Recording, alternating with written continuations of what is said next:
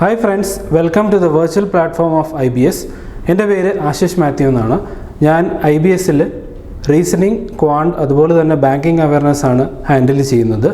ഇന്ന് ഞാൻ പഠിപ്പിക്കാൻ പോകുന്ന ടോപ്പിക്ക് സർക്കുലർ അറേഞ്ച്മെൻ്റ് ആണ്. അപ്പോൾ നമ്മൾ സർക്കുലർ അറേഞ്ച്മെൻറ്റിൽ നോക്കുവാണെങ്കിൽ രണ്ട് കേസസ് ആണുള്ളത് അല്ലേ. നമുക്കറിയാവുന്നതുപോലെ തന്നെ ഫേസിങ് ഔട്ട്സൈഡ് ദ സർക്കിളും ഫേസിങ് ഇൻസൈഡ് ദ സർക്കിളും അല്ലേ. അപ്പോൾ ഫേസിങ് ഔട്ട്സൈഡ് ദ സർക്കിളിൽ നമുക്കറിയാവുന്നതുപോലെ റൈറ്റ് സൈഡ് എങ്ങോട്ടാണ്? ക്ലോക്ക് വൈസ് ഡയറക്ഷനാണ് അല്ലേ. നമുക്കറിയാവുന്നതുപോലെ റൈറ്റ് സൈഡ് എങ്ങോട്ടാണ്? ക്ലോക്ക് വൈസ് ഡയറക്ഷനാണ്. ലെഫ്റ്റ് സൈഡ് എങ്ങോട്ടാണ്? Anti clock vice ഡയറക്ഷനാണ്.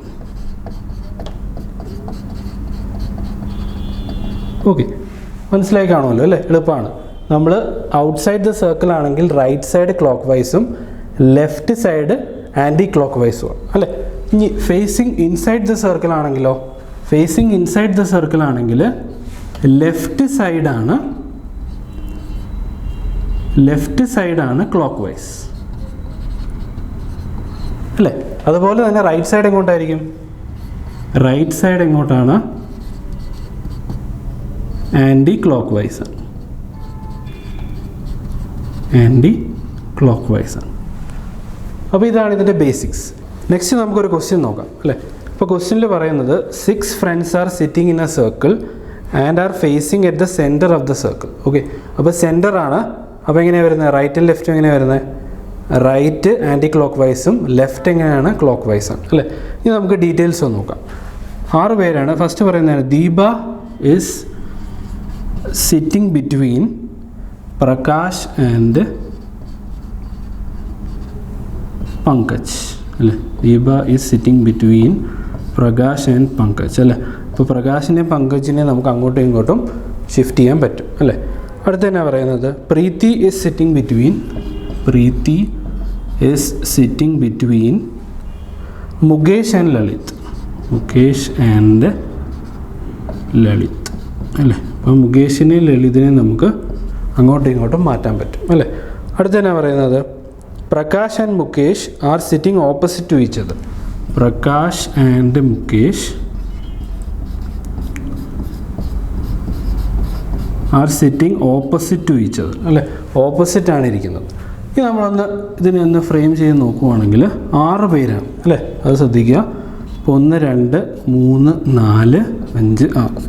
അപ്പോൾ 6 പേരെ നമ്മൾ ഓപ്പോസിറ്റ് ഫേസിങ് രീതിയിലാണ് ഇരുത്തിയിരിക്കുന്നത്. ഓക്കെ, അപ്പോൾ നമ്മൾ സ്റ്റാർട്ട് ചെയ്യുന്നത് എവിടെ നിന്നാണ്? ഫസ്റ്റ് പോയിന്റിൽ നിന്ന് തന്നെ സ്റ്റാർട്ട് ചെയ്യും. ഓക്കെ, അപ്പം പ്രകാശിനെ ഞാൻ ഇവിടെ ഫിക്സ് ചെയ്തു. അങ്ങനെയാണെങ്കിൽ മുകേഷ് എവിടെയായിരിക്കും വരുന്നത്? ഓപ്പോസിറ്റ്. ഓക്കെ, അപ്പം പ്രകാശ്, ദീപ, പങ്കജ് അല്ലേ. ഇവിടെ ദീപ ഫിക്സ് ചെയ്യുവാണെങ്കിൽ പങ്കജ് ഇവിടെ. ഓക്കെ, ഇനി എന്നാണ്? മുകേഷ്, പ്രീതി, ലളിത്. ഓക്കെ, മുകേഷ് ഇവിടെയാണെങ്കിൽ പ്രീതി ഇവിടെയാണ്, ലളിത് എവിടെയായിരിക്കും? ഇവിടെയായിരിക്കും അല്ലേ. അപ്പോൾ നമ്മുടെ 3 കണ്ടീഷൻസ് സാറ്റിസ്ഫൈ ചെയ്യുന്നുണ്ട്. Deepa is sitting between Prakash and Pankaj. Preethi is sitting between Mukesh and Lalit. ശരിയല്ലേ? മുകേഷ്, ലളിത് ഇവിടെയാണ്, ഇടയ്ക്ക് പ്രീതി സിറ്റിംഗ് ചെയ്യുന്നത്. ലാസ്റ്റ് കേസ് എന്നാണ്? Prakash and Mukesh are sitting opposite to each other അല്ലേ. പ്രകാശ് ഇവിടെയാണ്, മുകേഷ് ഇവിടെയാണ്, ഓപ്പോസിറ്റ് ടു ഈച്ച് അതർ അല്ലേ. അപ്പം നമ്മുടെ അറേഞ്ച്മെൻറ്റ് ഇവിടെ വരുന്നത് ഈ ഒരു പാറ്റേണിലായിരിക്കും അല്ലേ. അപ്പം ഇങ്ങനത്തെ ക്വസ്റ്റ്യൻസാണ് നമ്മൾ സർക്കുലർ അറേഞ്ച്മെൻറ്റിൽ പഠിക്കുന്നത്. ലാസ്റ്റ് ക്വസ്റ്റ്യൻ ഈസി ആയിരുന്നു അല്ലേ. ഇനി നമുക്കൊരു കുറച്ച് ഡിഫിക്കൽട്ടായിട്ടുള്ള ക്വസ്റ്റ്യൻ നോക്കാം. അപ്പോൾ അടുത്ത ക്വസ്റ്റ്യൻ പറയുന്നത് 8 പേരുണ്ട് അല്ലേ. PQRS TUVW are sitting around a circular table facing the centre ആണ് അല്ലേ. ഇപ്പോൾ ഫേസിങ് ദ സെൻറ്റർ ആകുമ്പോൾ റൈറ്റ് സൈഡ് ആൻറ്റി ക്ലോക്ക് വൈസും ലെഫ്റ്റ് സൈഡാണ് ക്ലോക്ക് വൈസ്. ഇനി നമുക്ക് തന്നിരിക്കുന്ന സ്റ്റേറ്റ്മെൻറ്റ്സിനെ ഒന്ന് നമുക്ക് സൈഡിൽ എഴുതാം അല്ലേ. ഇപ്പോൾ ഫസ്റ്റ് സ്റ്റേറ്റ്മെൻറ്റ് എന്നാ? P sits third to the right of W അല്ലേ. P sits third to the right of W അല്ലേ. And third to the left of Q അല്ലേ. അപ്പോൾ ആൻഡ് ഉദ്ദേശിക്കുന്ന ആരെയാണ്? പീനെയാണ് അല്ലേ. ഇപ്പോൾ P ഇരിക്കുന്ന എവിടെയാണ്?